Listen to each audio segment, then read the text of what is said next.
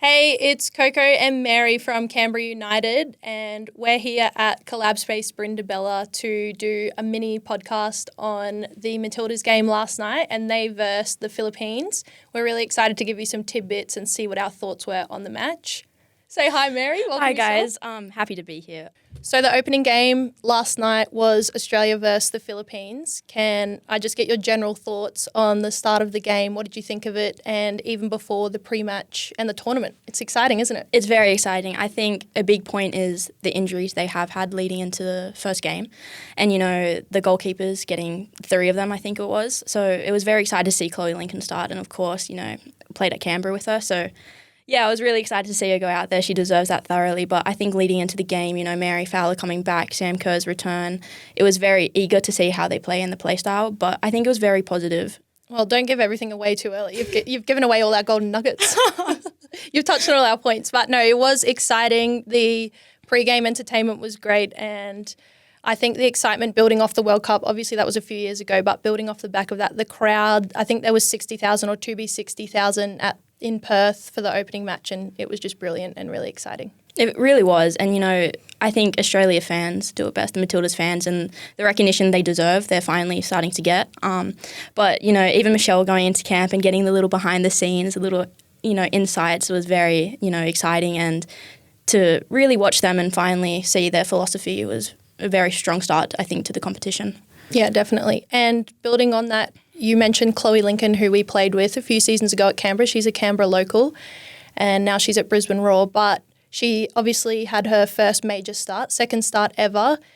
And how do you think she went with the Matildas in the first, let's say, 5 or 10 minutes? And how did the Matildas go initially? I think there would be a lot of pressure. Anyone, especially being a goalkeeper, there's a lot of pressure on the keepers, of course, because at the end of the day, they're the ones stopping the goals. So I think the first few touches she did was unbelievable, and I'm very proud of her, and it was very smart, and you can show how mature she is with her age being so young. But, just the first little pass into, I think it was Claire Hunt to the left, was very smart and just a great way to, get into the game.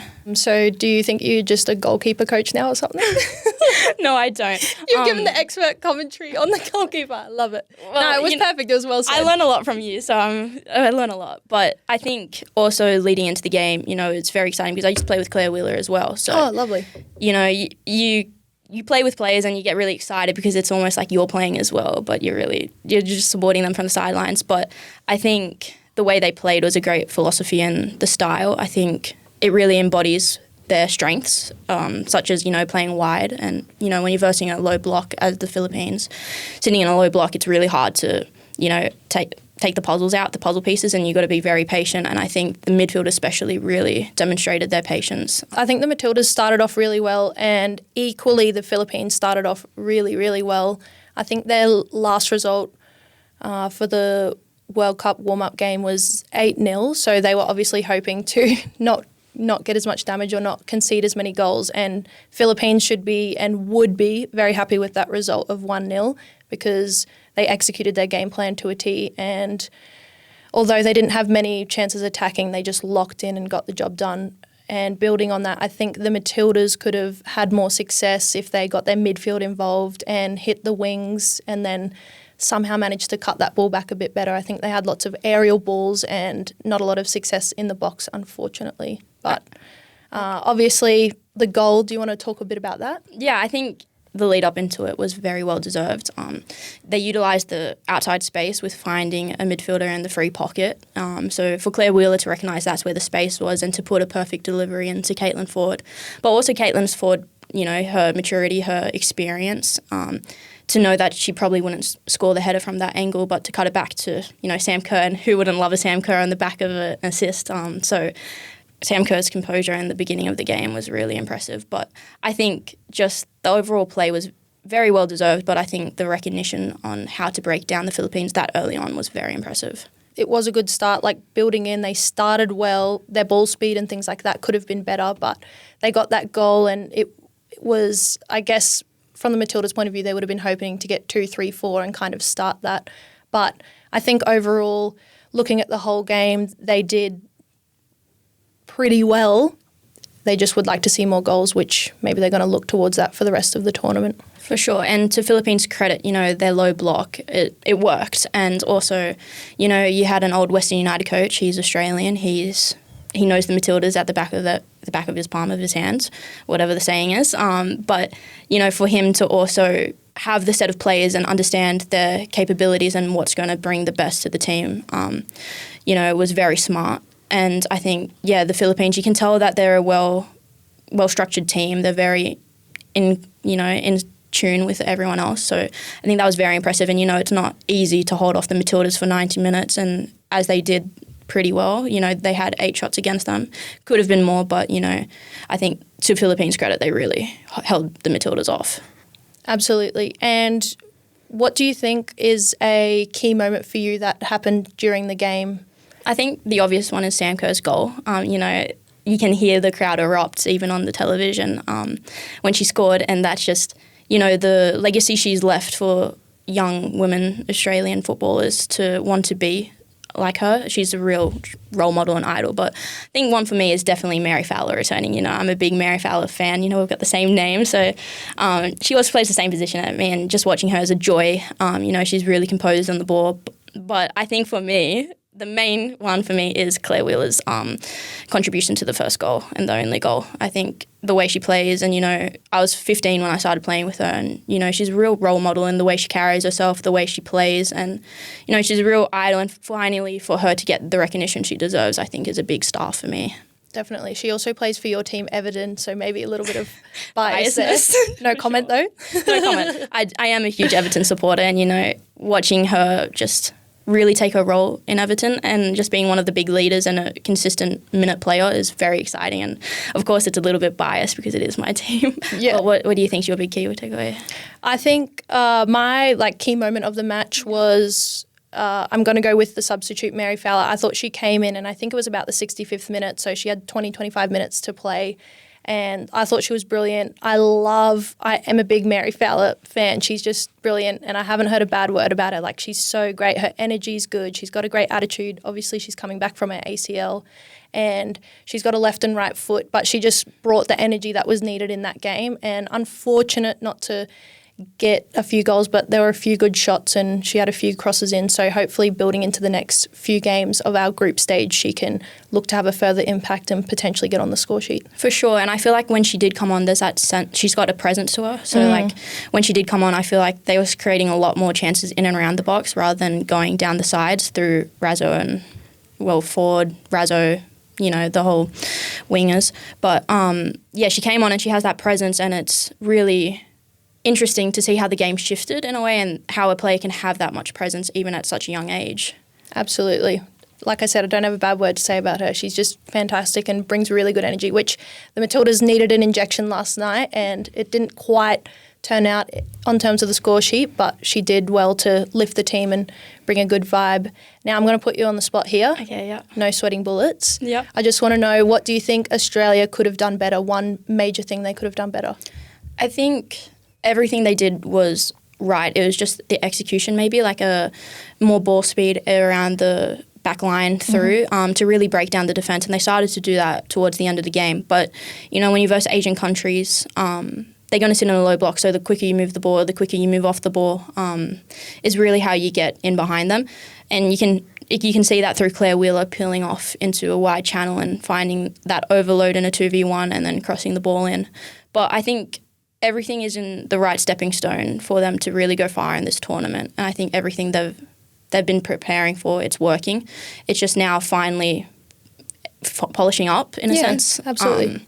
But I think just ball speed and it will all come. And I think, it's tough when you have 85% possession to 15%. You got to be very resilient and you got to be very calm and composed and not force anything. But I do think that, we should have took their possession more. We should have probably shot a little bit more because most of our shots were around the box, correct me if I'm wrong.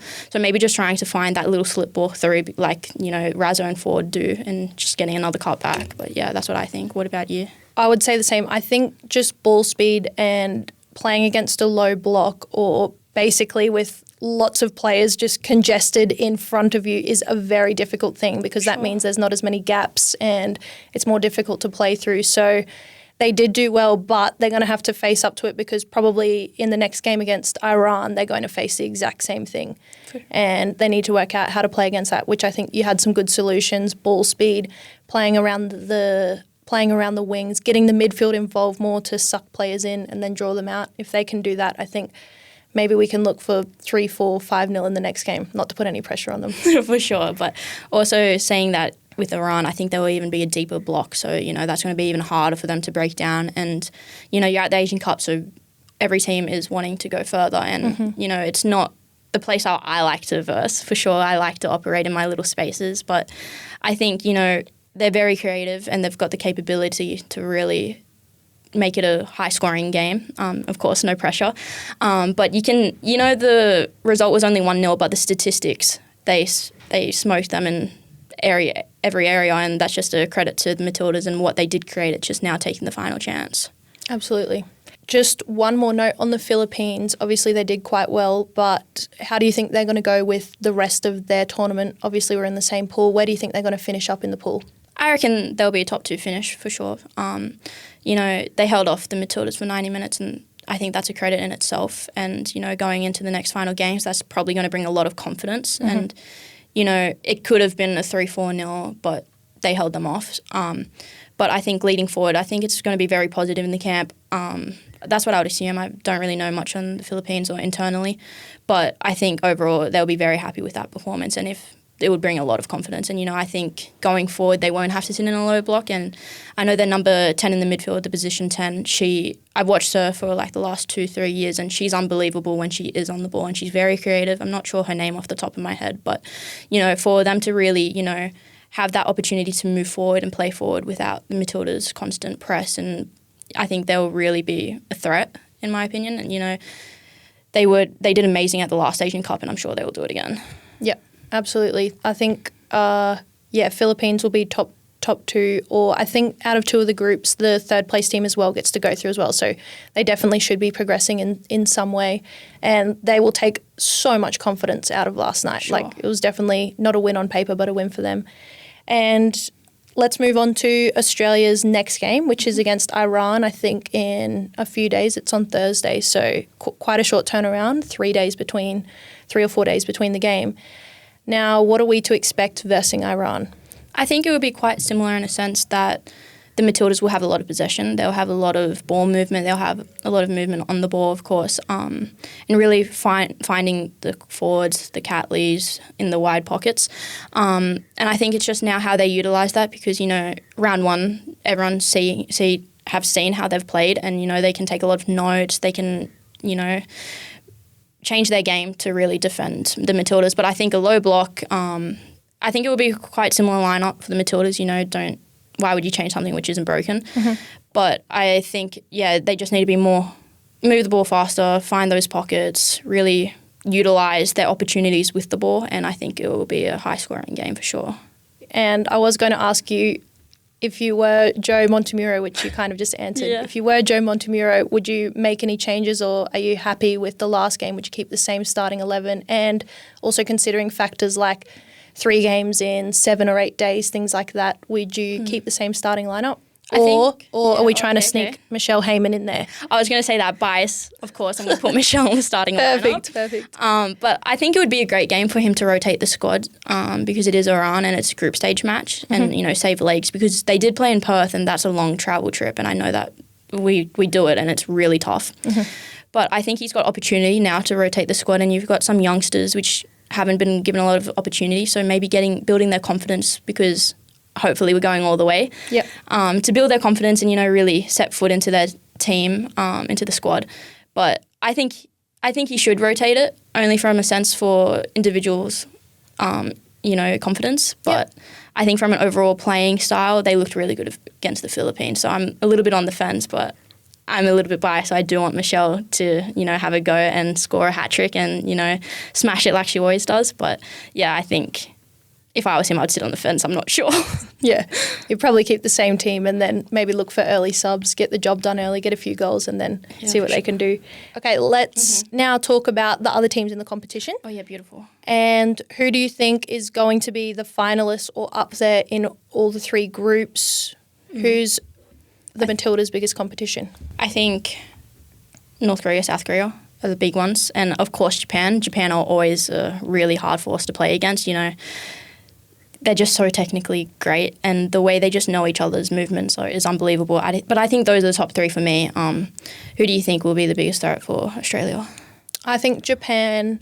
I think they'll be in the final and will be contesting for it, hopefully against the Matildas. But also I think who will be a close second is South Korea, who's in our pool. So that game is the Matildas' third group match, which will be a great test, I think, to see how we stand up against that. And if we beat them, we'll probably be... I'm looking a bit farther forward, but we'll probably be at the top of the group and finish strong, and that'll give them great confidence. So that will be our initial test, South Korea, and I think the winner of that will probably go make their way all the way into the final. So I'm quite excited to see. And also, side note, I love Japan and their playing style. Those girls are so technically gifted, and it's very different to what we see over here in the southern hemisphere or down here in Australia. So it's nice to see their technical gifts and ability. And I think for Australia to play against a team like that would be a wonderful, great test and see where all the girls are at. For sure, and it's two different types of ball games. You know, Australia are very athletic, very fast-moving team, but you've got the likes of Japan, which are very much more technical, in a sense, all-rounded technical. You know, their philosophy is short little passes. There's not really anything long ball. So it will be a great matchup to see, hopefully, if they play against each other in the final. That would be great. But very interesting from a spectator point of view. But where do you think the Matildas will finish? I'm going to give them all my power and say we're going to win it. Yeah. I think hopefully it's a moment where all of everything just lines up and it is our time. And if not, that will be okay if we make the finals and just continue paving the way for the newer generations and the Australian community playing football. I think it's really important that what they've done and shown on the back of the World Cup, like I mentioned earlier, and now leading into the Asian Cup, it is just go, go, go. And this is the chance to really power Australian football for men, for women, for young children, whoever wants to get involved, this is the time. And I think if the Matildas achieve that, obviously winning helps that night and day, but if they can go along to do that, I think we've won. Yeah, for sure. And, you know, the last World Cup at home soil, we went all the way to the semi-finals, and I think that just shows the amount of confidence they have with the whole of Australia backing them and the support. So I really feel like they can go all the way. And I think that's a huge credit to, you know, every fan watching, everyone who turns up to the games, everyone who supports them on social media. I know they can feel it. You know, we can feel it at Canberra United just playing at Mackellar. So, you know, being away from home for a while and, you know, coming home, you get that sense of, you know, proud. You get really proud playing for, of course, your national team, but in front of your friends, your family, you know, you have people in the grandstand you usually don't see. So I do feel like they really can go all the way. They just need to believe it in themselves, and I'm sure they can do it. Sounds like a plan. Yeah, hopefully they can make it happen. Hopefully they can make it happen. That'd be great. Yeah, we absolutely. can just send them this little clip. True. We'll send it to Michelle and say... We'll give them the answers to the test, which we've done today. Yeah, beautiful. All right, Ed, let's spin it now our way. Canberra United, I'll put it to you first. How's our season going and where are we on the ladder? Some things like that. If you don't know, we're second on the ladder, and that's unbelievable. You know, as a player, you get to see what goes on behind the scenes, and you can see the dedication between the staff, the players, and everyone just turning up with a smile on your face. And I'm very fortunate to be at Canberra United, and every day it's not a chore to get up and go train. I'm lucky to do it. And I think you can see that through our style of play. There's lots of smiles, there's lots of happiness. There's not really anyone, you know, with a sad face on them, and that just shows us what the people we are. But we are second on the ladder. We're playing Melbourne City next Sunday, and that's first v second away from home, so that's a big game for us. But, you know, I think this season's been very exciting for us in the way we're heading. Very well said. Thanks. I think, we're super excited to be towards the top of the ladder. We're pushing for finals. I think we've got 4 games left after this little international break, and we couldn't be more excited to get going. I think we've shown great things throughout the season. We've had some great wins, and now we're just building and hopefully hoping for a strong finish against Melbourne City, my old club, and a few of the girls' old club. I think we definitely want to get one up on them. We're up 1-0 against them this season at home, so hopefully we can go to their home and do the same thing. For sure. And do the double. It would be really nice. Yeah. But I think it's also well deserved from, the amount of effort we do put in, and I know everyone puts in effort, whatever club you're at. Sorry. So I think it will be very exciting. But, if the Matildas do make the group stage, we've got that possibility of Michelle Heyman not being there and Holly McNamara. So how do you feel like that would face up if they do get through to the finals? I feel like it's a like-for-like kind of loss for both sides. They're both strikers, both our nines, our key goal scorers, and probably our key players. So I think both taking them out of the game is going to make it an even playing field and make it more interesting. Who can, win the midfield battle? How can we find that 9? How can Melbourne City find that 9 and look to play without those players? But I think first and foremost also very exciting for both of those girls to be in the Matildas. That's what's happening at the moment, the Asian Cup. But yeah, hopefully we can do the job without Holly. And I think last year we missed Michelle against Melbourne City.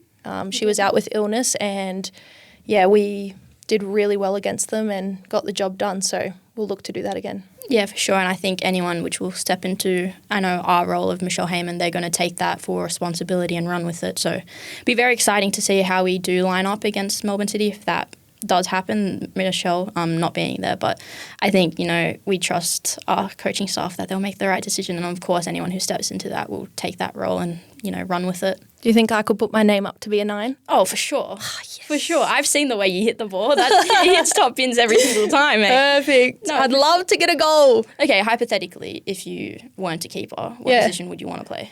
I think I'd be a 6. A 6? Yeah. Really? I like possessing the ball, get some good fair. touch. Hopefully don't have to run too much. Yeah. Or I'd be a really good lazy 9. Wherever I don't have to that's run, solid. I'd be good. Okay, yeah, fair. Like just stand there, be a hit-up player. You wouldn't want to be like an attacking mid number 10? You think I can run like that? No way. I've seen you run. You beat me in top-ups. No, that's only for 5 minutes, not for 90 minutes. I'd be great. I reckon I could I'd be good for 5 minutes off the bench in extra time at 9. That's it. Yeah, and get you that get the job done. Pumping. You get the job done. All you need is 5 minutes and you're putting it in the back. Yeah, I'm telling you. All right. Well, I'll ask our coaching staff. Give me a go. Yeah. Well, at number 9, thank you. You'd be unbelievable. All right, that's us for the day. Our analysis with the Matildas and Philippines game. Good luck to the Matildas for the rest of the tournament and all the other teams, but we're especially going for the Matildas and Michelle Heyman. Thank you, Collab Brindabella Space, for hosting us. It's been fantastic, and I've had a great time with Mary here, so thank you. No, thank you. I've had an unbelievable time. Thanks for everything, and I hope you enjoyed.